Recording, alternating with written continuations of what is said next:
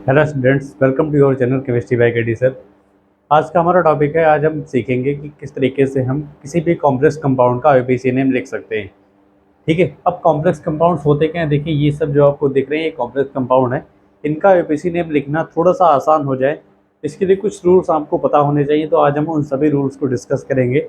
पढ़ा के अगर मैं ये लिख के खुद बाद में वीडियो पढ़ाता तो ये शायद ये बहुत लंबा वीडियो बन जाता, इसलिए मैंने रूल्स को पहले से बोर्ड पे लिख लिया है। बस आपको एक्सप्लेन करना है और आप थोड़ा ध्यान से देखिएगा, आपको पक्का समझ आएगा। ठीक है, देखिए रूल नंबर 1 क्या कहता है भाई। सबसे पहला रूल ये कहता है कि अगर कभी हमारे पास कोई कॉम्प्लेक्स कंपाउंड है तो उसमें हमेशा जो पॉजिटिव वाला पार्ट होगा उसका नाम पहले लिखा जाएगा। देखिए रूल फर्स्ट क्या कह रहा है हमारा, always cation name first. Rule first हमारा कह रहा है कि ऑलवेज कैटायन नेम फर्स्ट। इसका मतलब ये है कि जैसे हमारे पास एक एग्जाम्पल है, हमारे पास K4FeCN6। अब यहाँ पे देखिए जो FeCN का होल 6 है इस पे माइनस है, जबकि पीछे जो K है उस पर कौन सा चार्ज है, प्लस है। तो इस नाम की स्टार्टिंग कैटायनिक पार्ट यानी कि के से लिखना हम शुरू करेंगे तो पहले नाम में क्या आएगा, पोटेशियम। जो रूल जो बता रहा है मैं आपको सिर्फ वही लिख के बता रहा हूँ, पूरे कंपाउंड का नाम नहीं लिख रहा हूँ। जो रूल खत्म होते आते आपको समझ आना शुरू हो जाएंगे या फिर समझ आ जाएंगे। तो पहला रूल हमारा क्या कहता था भैया कि ऑलवेज कैटायन नेम फर्स्ट। अब हम देखते हैं रूल नंबर सेकेंड क्या कहता है। रूल नंबर सेकेंड कहता है give space between positive and negative part of complex compound. कि जब भी आप कभी किसी भी कॉम्प्लेक्स कंपाउंड में पॉजिटिव पार्ट का नाम लिख चुके होंगे तो जब नेगेटिव वाले की तरफ आप शिफ्ट करेंगे तो थोड़ा सा स्पेस आपको छोड़ना है। तो जैसे कि हमारे पास ये कंपाउंड लिखा हुआ है एग्जांपल के लिए K4FeC, इस एग्जांपल को हमने दोबारा यूज़ कर लिया। तो हमने पता है कि पहले हम लोग शुरू कहाँ से करेंगे, पोटेशियम से, according to rule number first. अब यहाँ पे पहले हम लोग क्या लिखेंगे, पोटेशियम। उसके बाद यहाँ पे लिखेंगे लिगेंड्स का नाम लिखा जाएगा तो हेक्सासाइनो।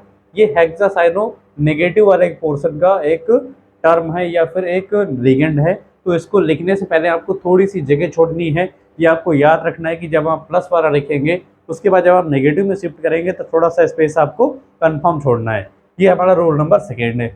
अब हम बात करते हैं रूल नंबर थर्ड की। मैंने पहले कहा कि मैं जो रूल पढ़ा रहा हूँ बस उतने ही आपको बताऊंगा, उसके आगे अभी नहीं। ठीक है, वो आप रूल खत्म होते होते लगभग सीख जाएंगे। अब आता है हमारा रूल नंबर थर्ड। अब रूल नंबर थर्ड क्या कहता है ये आप देख लीजिए, ligands named in alphabetical order. ये ऑर्गेनिक आईयूपीएसी से मिलता जुलता रूल है, क्योंकि भाई ऑर्गेनिक में हमने क्या पढ़ा था कि CL Br I अगर एक साथ कहीं लग जाते हैं तो पहले ब्रोमो फिर क्लोरो फिर आयोडो लिखते हैं। तो अल्फाबेटिकल ऑर्डर हम वहाँ पे फॉलो कर रहे थे और अल्फाबेटिकल ऑर्डर हम यहाँ पे फॉलो करेंगे।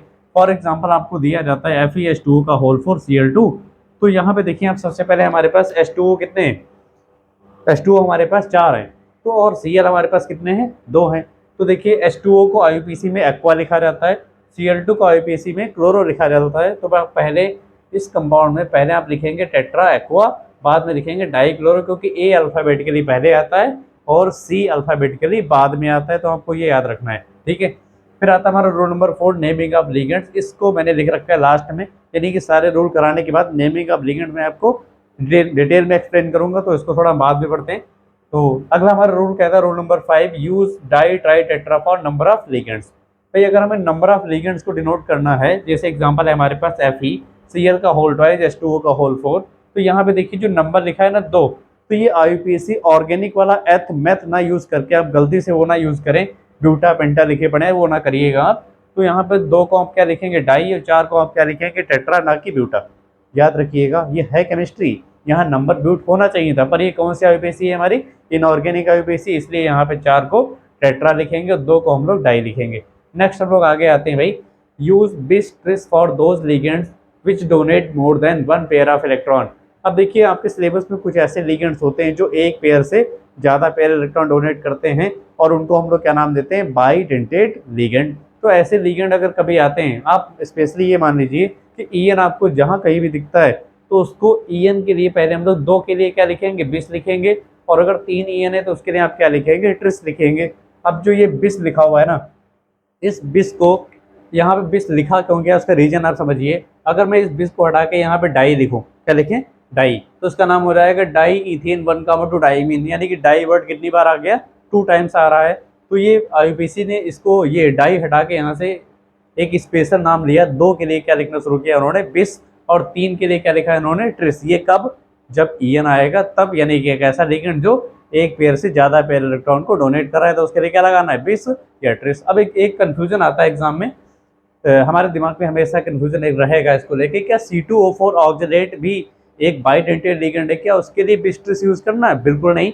मैंने आपको पहले ही बताया कि आपको EN जब भी दिखेगा तब भी आपको क्या करना है, यहाँ पे बिस यूज करना। और एक एग्जाम्पल होता है DMG, डाई मिथाइल ग्लाई ऑक्सीमीटो, ये भी आपको जब भी दिखाई देगा तो आप वहाँ पे क्या यूज करेंगे, बिस और ट्रिस का यूज करेंगे।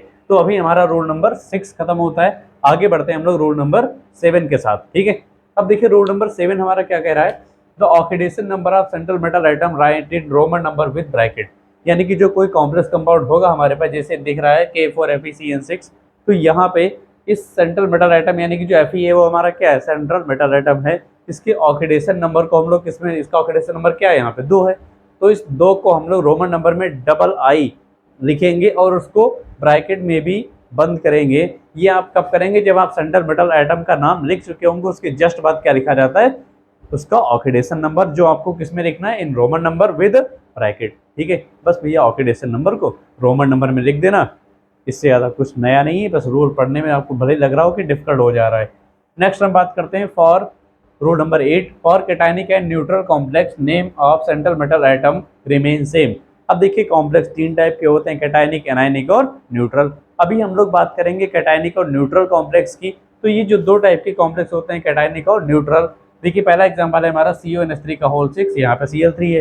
कैटायनिक, एनायनिक, न्यूट्रल आपको कैसे पहचानना है, ये मैंने आपको पहले से अपलोड कर रखा है वीडियो, आप उसको जाके देख सकते हैं। ठीक है, तो ये हमारा जो कॉम्प्लेक्स है पहला वाला वो कैटायनिक है, जबकि ये वाला जो कॉम्प्लेक्स है हमारा वो कैसा है, न्यूट्रल है। तो जब आप कैटायनिक कॉम्प्लेक्स के लिए नाम लिखना शुरू करेंगे तो यहाँ पे जो सेंट्रल मेटल एटम है कोबाल्ट, और यहाँ पे जो सेंट्रल मेटल एटम है निकिल, इनके नाम जो होते हैं आप वही यूज़ करेंगे। जैसे कोबाल्ट को आप कोबाल्ट ही लिखेंगे, निकिल को आप निकिल ही लिखेंगे, इसमें कोई भी एक्स्ट्रा वर्ड जोड़ने की नीड नहीं है। ठीक है, आगे हम बात करते हैं रूल नंबर 9। रूल नंबर 9 ये कहता है name of central metal atom for anionic complex and with suffix ate. ये आपको याद रखना है कि जब भी आपके पास कॉम्प्लेक्स कैसा होगा, एनायनिक होगा, तो वहाँ पे सेंट्रल मेटल एटम के एंड में आपको कौन सा वर्ड जोड़ना है, ATE, 8 वर्ड को जोड़ना है। इसीलिए यहाँ पे Fe को हम लोग क्या यूज़ करते हैं, फेर्रेट यूज़ करते हैं। और अगर यहाँ पे Ni होता तो उसको निकलेट लिखते, अगर यहाँ पे कोबाल्ट होता तो कोबाल्टेट लिखते, लेकिन अगर यहाँ पे Ag होता तो उसको सिल्वरेट ना लिख के उसको अर्जेंटेट लिखा जाता। ठीक है, तो उम्मीद है आपको ये 9 रूल समझ आए होंगे, तो आप इनको एक बार देख लीजिए और आप इस वीडियो को दोबारा रिपीट करके देखेंगे तो आपके लिए ज़्यादा अच्छा रहेगा, और शायद आपको 2 बार में ये रूल प्रॉपर समझ आ रहे हैं। अगर ये समझ आ जाते हैं तो आपके लिए IUPAC लिखना बहुत आसान हो जाएगा। अभी हम लोग फॉरवर्ड करते हैं नेक्स्ट आगे रूल नंबर 4 के बारे में, जो हमने सीखा था नेमिंग ऑफ लिगेंड्स, ये मैंने आपको नहीं बताया, तो इसके बारे में पढ़ते हैं आगे। आप एक बार इसको देख लीजिए, स्क्रीनशॉट ले लीजिए आप। तो चलिए भाई आगे चलते हैं रूल नंबर 4 के बेस पे। हम लोग 4 रूल हमारा ये कहता था कि नेमिंग ऑफ लिगेंड्स, लिगेंड्स को आप नाम कैसे देंगे ये बताना है आपको। ठीक है, रूल नंबर 4 हमारा कहता है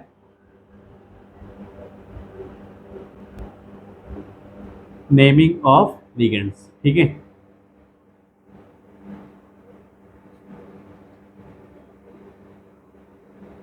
देखिए भाई कोई भी लिगेंड 3 तरीके का हो सकता है, या तो वो कैटायनिक होगा, यानी कि या तो वो पॉजिटिव लिगेंड होगा, या तो वो नेगेटिव लिगेंड होगा, और या फिर वो क्या होगा, न्यूट्रल लिगेंड होगा। ये तो आपको पता होगा शायद।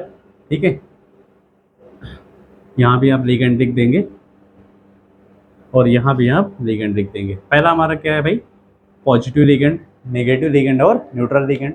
तो जो पॉजिटिव लिगेंड का नाम लिखा जाता है तो आप याद रखिएगा कि इसके एंड में, यानी कि एज ए सफिक्स, इसका नाम के एंड में आपको एक वर्ड यूज़ करना है पॉजिटिव वाले में, वो नाम होता है IUM। कौन सा वर्ड आएगा, EM। जबकि नेगेटिव वाले के लास्ट में एक वर्ड आएगा सबसे लास्ट में O, जबकि न्यूट्रल वाले में नो एनी स्पेशल सफिक्स। ठीक है, यहाँ पे कोई भी स्पेशल सफिक्स आपको यूज़ नहीं करना है। अब एग्जांपल के लिए आपको बता देते हैं थोड़े बहुत एग्जांपल इसके।